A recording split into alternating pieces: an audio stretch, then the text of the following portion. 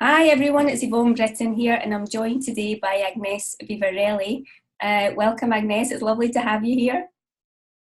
My pleasure. Thank you for inviting me. I'm really excited to talk to you. Agnes, would you mind just briefly mentioning a little bit about what you do? I know it's probably quite wide, but if there was a way to, or introduce yourself in a way that you feel comfortable doing. Yeah, sure. I had in 2015, if I remember correctly, a back injury at work, and I was going through, healing my back and just really learning about different things. And then later on, I started. I had prior to that done a coaching course, and I hadn't done anything with it. And then I'd moved on to just doing a YouTube channel for fun. And I was still obviously learning, reading, and had been doing that for about 30 years, but it was just a hobby. And then, learning to share success stories and learning to just give simple information about the practicalities of the law of attraction, Neville's teachings.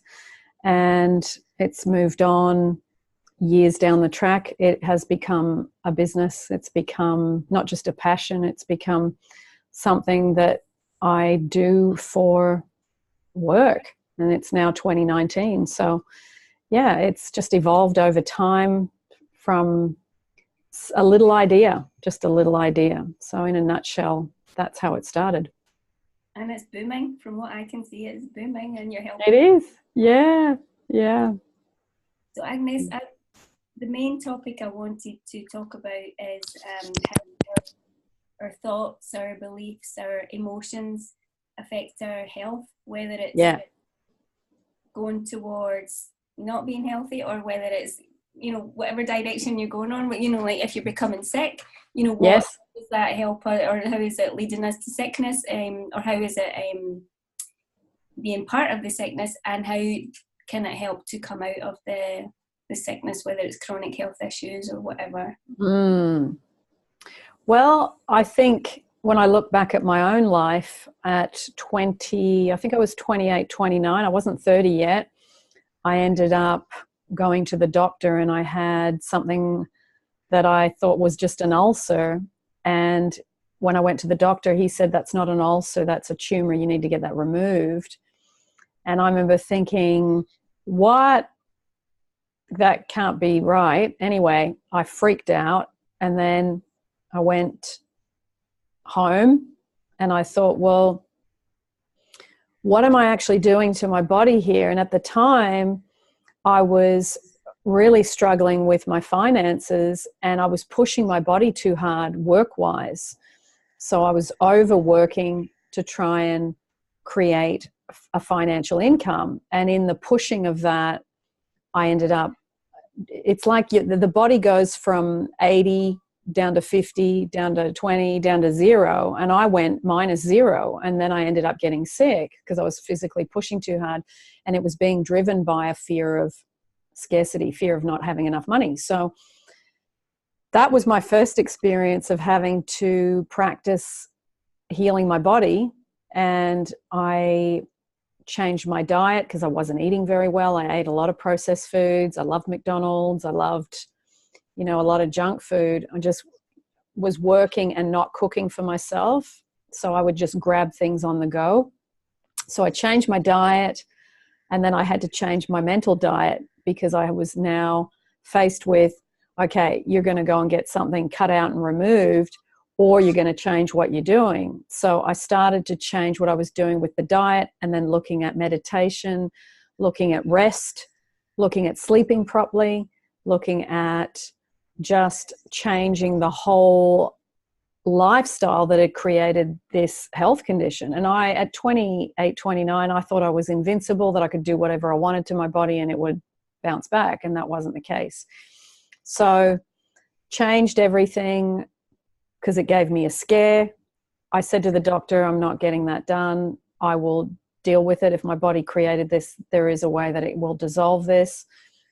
I had read a little bit of stuff at that point, not a lot, but I knew that there had to be a way to dissolve things within the body. And then I started obviously working on how to go about doing that. And I understood at that point a lot of resentment, a lot of negative emotion starts in the head. The thoughts, it goes into the body as emotion. It's like thoughts are the language of the head and emotions are the language of the body. So I had to change what I was doing in my head, change what I was doing physically, as in listen to my body that it was exhausted. It had gone into the minus.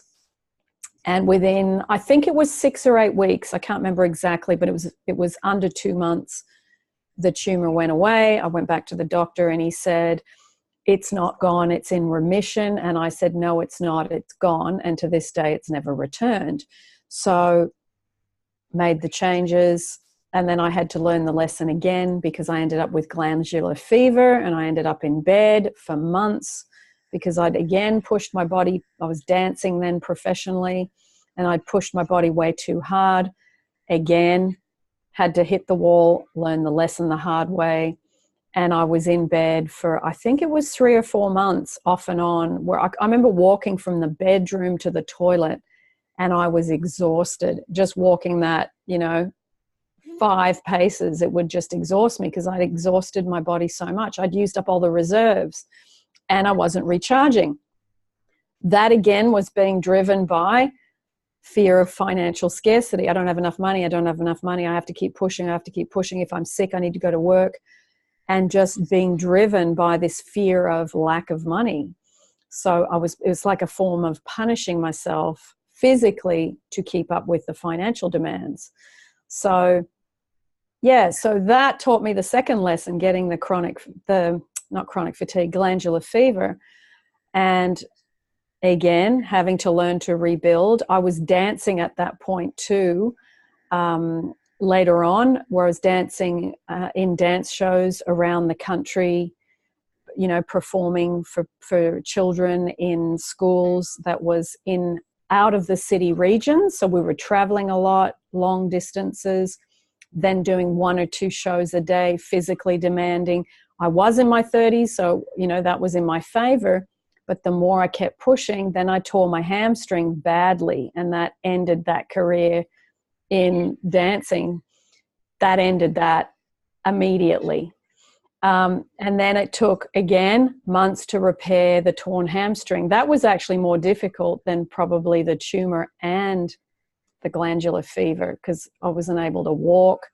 I was dragging my leg around, and that took a lot of osteopath, and it was incredibly painful because the muscles go like this when you tear a hamstring, and you've got to separate them so that they go back to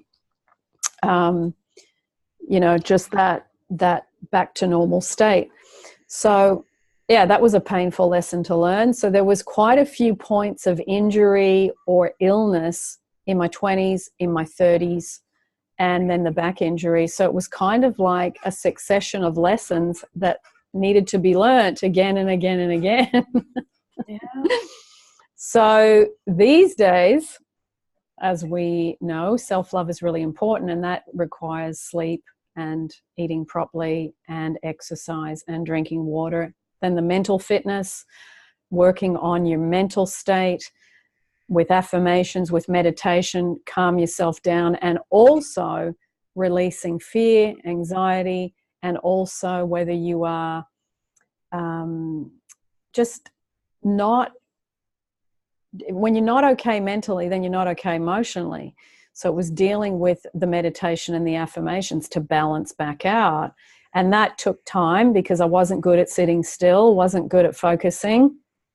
And that was the skill I had to learn over time. So, it's an ongoing thing. Meditation and affirmations is still a big part of what I do, but I do feel my health is so much better these days. Is it perfect? No, there's still things that need to be constantly, daily.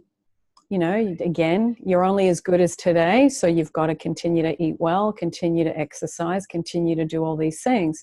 But do I feel better than I did then? I feel a lot better because I'm not taxing myself physically all the time because of fear of lack of money or, you know, whatever else was going on. So yeah, things are definitely better, but I think it's dealing with also the resentments, dealing with just anything that's bothering you.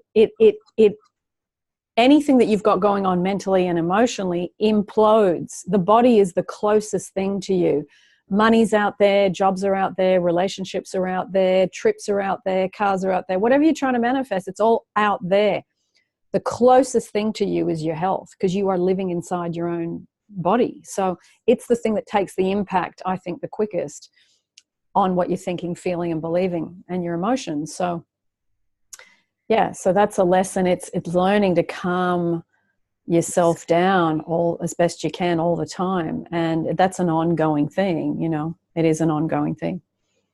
Yeah, I love that you talk about the combination of the changing your diet and the meditations and the affirmations, because I remember quite a few years back where, you know, maybe I just discovered Louise Hay or Wayne Dyer, and I was like, okay, I'm going to do these affirmations, but my diet wasn't quite on point, so it wasn't ever going to work. Or, you know, like I had been trying the diet, I had been trying the affirmations, but I hadn't really brought it all together. And yep. That, you know, what I help people to do now, actually, that's where I am now. It's all kind of like come together. Yeah. And the thing about the stress, whether it's coming from, you know, not being well, you strike that just like in itself is a stress, isn't it? What is wrong with me? And want to be better, but whether it's finances, you're generating that stress hormone. Yes. I think even like you talk a lot about just finding relief, and I think that just it stops that production of the, you know, the stress hormones that are contributes to our sickness. So yeah, I love that the way that you explained that. I wanted to ask you, so when you first, you know, you were doing your meditations, affirmations, and you changed your diet when you had your tumor, what kind of meditations were you doing then? What was kind of like your daily routine? Because it sounds like you turned that around in a very short space of time. With the tumor, you mean? Yeah.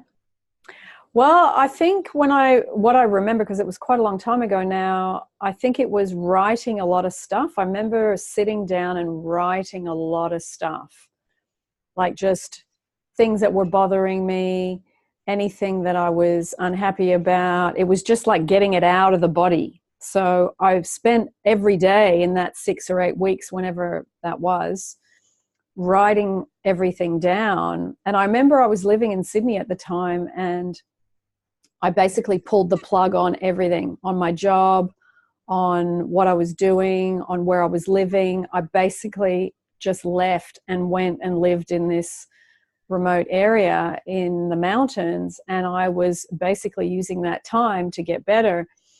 And yeah, it was daily writing, and it was just every day I'd think, okay, what's bothering me? What's bothering me? What's bothering me? And I would sit and I would just write. And it could be about stuff from the past. It could have been about stuff about the present. It could have been about stuff, you know, anything. And different things would come up each day. So I just wrote and wrote and wrote and wrote. And then I would just go into the backyard and I would get a match and I would light it and I'd just burn it. Oh, that's good. I was going to ask you if you kept it. No, I didn't keep it. I got rid of it all. So it was like it literally was dissolving and disintegrating, and it would just go back into the earth. I think there was a little fire pit in this backyard where I was staying, and it was just, a little area where I just got rid of it every day. So, yeah, it was a good little ritual. So I did that. And then I was doing, I think, the white light meditation, if I remember correctly, because I wasn't that, you know, sophisticated in my meditation at that time. So I just visualized white light coming down through the body and then extended across the arms, down into the body, down to the legs, and anything that was negative or dark in terms of, like I got to the point, I remember, where I could see where there were dark spots in my body. When I was sending white light down, there'd be like this dense area where it was just really, you could see it was a blockage or something. So I was trying to send white light down through that area to dissolve that. I don't know how I came up with that at the time. I must have heard it somewhere, but I did that day after day after day. And that seemed to consist of part of what helped with the healing. So did you visualize yourself being better as well, or no, I don't even think I visualized that at that time. I don't think I was even aware of those concepts then. I think it was really simple, writing down resentments and anything that was bothering me, sending white light down through the body, and then eating proper food. That was it. It was 3 things. Did you move? Did you do any kind of like exercise or movement? Yes, I would have walked every day because I was in a non-city area. So there was lots of trees and lots of small streets where there weren't a lot of cars. So I think I was just walking an hour a day, getting some fresh air. Because when I walk and it's in nature, I do get this feeling of relief. It's like you're out in the open, you're breathing in fresh air. It just felt good. So that was part of it too, was aiming. I don't think I was conscious of it then, but it was aiming for relief, as you and I just talked about before we started recording this. It was aiming for relief without actually knowing that's what I was doing. Yeah, that's really amazing. Mm. And now, because you hear a lot about self-love nowadays. Yes. How would you kind of like explain it? Is it an inner peace? Is it just feeling good in your own skin? I think it is, but I think it's really important for your health as well. Yes, I agree with you, because the better you feel, then the better your body responds. I think stopping self-criticism. I know a lot of people, especially when they get up and have a shower and then they look at themselves in the mirror, have a lot of self-criticism. I think it's giving that one up. I think women, we are chronic in that. Yeah. It's always criticizing something about the body, and that needs to go if you're going to really, I think, move into self-love. It's letting go of the criticism every day, and it's also the physical self-love, like we talked about. Sleeping enough, for me, that's about 8 hours. I feel always a bit undercooked if I'm at 6 or 7 hours. It's not enough for me. So 8 hours is my preferred amount of sleep time. And drinking lots of water, at least 1 liter or 2 a day. Obviously that's easier in a hot climate, but it's still making the effort to drink as much as you can. And then like just really detoxing the body with water. It's such a simple thing. It's free. Anyone can do that. So that's important. And then eating food that's alive, some food that nature makes, whether it's, whether you're a meat eater or whether you're a vegetarian. With meat, you got to be a bit careful because it's so full of hormones. So eating organic meat or free range meat is obviously a better choice. And then eating, for me, lots of dark green vegetables. That's something that really is good for me. Eating vegetables, eating fruit, and making that the 90% of my diet. Because I notice when I eat a lot of other things that I don't feel as good, and my skin breaks out, or I get a really bloated stomach, or I have trouble digesting, or other things happen when I don't eat the right foods. And that's got worse as I've got older. The symptoms kick in much quicker. In my 20s and 30s, I was eating anything and my body was kind of, just trying to process it and did a fairly good job. But I had skin issues. I had other things, I had, always an itchy scalp. I was always going from eating a lot of dairy and sugar and stuff like that. So the symptoms were there, but as I got older, it got worse. So you can't sort of ignore it so much. No, it's true. So, yeah. I think the diet as well is, you have to remove certain things to know if they do or don't work for you, like dairy. I think exactly. A lot of people work out quite early on, it just doesn't work for them. And some, I remember, Yvonne, I went to once I had a really bad ear infection. It's probably one of the only times I've been to the doctor since I had the tumor. And the doctor said to me, right, I'm going to tell you one thing, because I was like in so much pain. I was crying when I was at the doctor. He said, dairy is good for baby cows. It's not good for humans. Good doctor. And I thought, wow, that's pretty easy to remember. Amazing though that you hear that from an actual doctor. Yeah, I know. It was quite weird. I thought, wow, I'd never heard that before. And me being half French, half Italian, I mean, I've lived in Australia for 30 years, but my heritage of French Italian, high dairy, high, yogurt, cheese, cream, cakes, chocolate in the pastries. And then there's all the sugar that goes with it, high dairy, high sugar, high wheat, 3 categories that my body slowly went, you cannot eat this like you used to. Now I probably have it about 10% of the time. It's not a big deal, but I was eating that diet 90% of the time, and it was slowly breaking me down. I mean, I can see, my skin's better, my eyes are brighter, my energy's better, I feel better. All of those things and all those symptoms that I said, they disappear when I eat properly. It's just that simple. And there's brain fog that comes with it as well. And yes, it goes.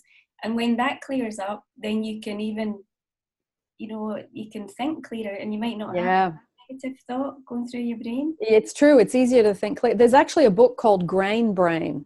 It's a book about wheat, people that eat a lot of grains and wheats. So it was an interesting read at the time, and that did help me for me, let go of a lot of that and just have it sometimes. Not saying I'm totally pure in my diet, but I am 90%, 10% now, I would say. Yeah, I think it makes a big difference when things like even anxiety, and then you become a bit more rational in what you're thinking. Like, is that really true? Yeah. Yes, you do. And anything you can do for the physical body then makes your mind clearer to be able to think, to do the other stuff you want to do. Meditation, affirmations, visualizing, whatever it is, your mind is much clearer if you've already put good fuel in your body. Yeah, or even to keep eating well. I know that I remember like nights where I just didn't sleep well at all because I had insomnia. And you just get up and you might even have the healthy foods in the fridge, but you just can't bring yourself to do it. You're like, I'm just going to have something quick. Like I just can't go anywhere without a coffee, even though Yeah, I used to live off 2-minute noodles. Oh, really? Yeah, I used to love 2-minute noodles. I'd buy like 12, I'd stick them in the cupboard, and I'd eat these little 2-minute noodles all the time. It was just full of all sorts of stuff. So, yeah. Yeah, it makes it. Still love the taste. I mean, if someone gave me one now, I'd go, wow, I still really like it. But well, I think they make them so they taste good, no? What's that? They make them that they taste good, so. Yeah, they do make them. Yeah, they're like addictive. They're just addictive. Yeah. Going back to the negative inner talk, because one of my good friends really shocked me the other day, saying, she said, I wake up in the morning and the first thought is a negative one about my body, and I'm like, late 40s, and I was really shocked by it. Yeah. And I know I know that we're not even conscious now of a lot of the negative talk, and if you're not kind of like aware in your brain, sometimes it's hard to catch it because it's just it's so default that you're just thinking. But it's hard to say, like we say, just stop doing it, no? But you kind of like would say replace it, no, with something else. I think replacing's easier than just say to yourself, stop doing that. Giving your mind something else to do, because your mind is always looking for something. Especially in the morning when you're half awake, or at night when you go to bed. It's 2 of the most challenging times of the day for a lot of people. From coaching people, that's what I hear. I'm really struggle in the morning, or I really struggle at night. It's like, well, at night you're often tired because you've had a full day, and in the morning you've just woken up, and usually you start thinking about all the stuff you haven't got. I haven't got a relationship, I haven't got enough money, I don't like my job, whatever it is, you start off with that same old story. So you've got to give it something else to do. You can't just say, stop thinking that. It doesn't seem to work. No, I think we mentioned, it might even be a couple of months ago now, I mentioned to you the Joe Dispenza. It was an interview that he did. Yeah. At the end of the interview, he said, like the guy interviewing him said, what do you recommend to people if you had to say one thing? And it was like, don't get out of bed in the morning until you're on like that path where you want to be. And he says, as soon as you wait, he said, because if not, it takes control of you. It's like automatically, go get your coffee, go and do this, blah, blah, blah. But if you if you can pause enough to kind of thoughts. And his story about I just watched the Heal documentary again, for the second time because it's on Netflix now. His story is like amazing. You know, about how he repaired his spine, like it's without surgery. I know. I just did a YouTube on that where I read that story because it was so amazing how he used his mind to repair his spine and his spinal cord without, any physical surgery. I mean, wow, what an incredible focus he had. Incredible focus. I think it's one of the best healing stories I've ever heard. I do too. I'm always listening to his stuff because I find it so fascinating. And he said actually at the beginning that he was training himself to get the focus because he didn't have it to start with. Yes, and he kept going back to the beginning. Every time he got distracted, he'd go back and start again, go back and start again. So it was an incredible discipline in concentration. Yeah, I find it really uplifting. Yeah, I agree. I'm reading his book Placebo at the moment. It's fantastic. It's so good. And that story of his spine, repairing the spine, is in the first chapter of the book. So yeah, he's going to Scotland in March. Lovely. I'd love to go and see him. So I know it's like easy to think, he's Joe Dispenza and he was a chiropractor and he could do this, but I think that even if you take the essence of it and you kind of like somehow blend it into, like, what could I do today, Exactly. How much am I capable of? Mm. Okay, well, that was it, Agnes. That was kind of like all I really wanted to talk about, because you mentioned hydration, and that's kind of like always the first thing that I focus on is with people. But then before jumping to the diet, I do the thoughts and beliefs and the emotional part, because I mean it all got reaction as well. It's producing something in your body. And I mentioned to you before, I have an interview with Shelley Lefcoat on actually how to remove those underlying beliefs. Wonderful. And I just realised recently, because I think I mentioned to you I was writing an ebook, and as I was writing about the topic on beliefs, I thought, you know what, I actually believed for years that I was sick. I was just like you all through at university. I just thought I'm not as healthy as other people. And I realized it, and it kind of like worked the opposite for me. I didn't like my health shattered that belief basically, because I got to the point where I thought, oh God, I used to think I wasn't healthy, and I remember thinking everyone's healthier than me. I had multiple miscarriages. I had, I'm just somehow kind of like I don't have good health, and so when I was writing that ebook, I thought, oh, that belief just got like shattered into tiny pieces, because not only do I feel healthy, I'm healthier than a lot of people. That's the opposite belief now. I'm healthier than a lot of people. That's exactly what I thought when I was writing it. I was like, okay, now working in my favour. That's great. I do believe it. So I really appreciate it. Always lovely talking to you, and your story. Likewise. It's nice to talk about this because it's such a big area in a lot of people's lives, and it impacts every other area. I mean, if you're not feeling great, you've got something going on with a disease or a sickness that's impacting your other parts of your life, especially if you're in pain or you're restricted in some way by your sickness or your injury or your illness. It really does impact your ability to think, to be able to meditate, to be able to do affirmations, to be able to do all these things that you could do to help yourself. So I find one of the easiest things is you start with a simple affirmation like I am healthy, even when you're not feeling it, or thank you for my healing, like the woman that had the breast cancer in the movie The Secret. That was such a simple affirmation. Thank you for my healing. Thank you for my healing. Thank you for my healing. She said it over and over and over. And in her story, she got rid of the breast cancer in 3 months. Now, she doesn't talk about what she did for the diet or any of that, but she did say that she watched a lot of comedy and laughed a lot. I remember. I'll never forget that. That was a great story. And then there's the other guy that had the plane accident. He was in a plane crash. Remember that guy?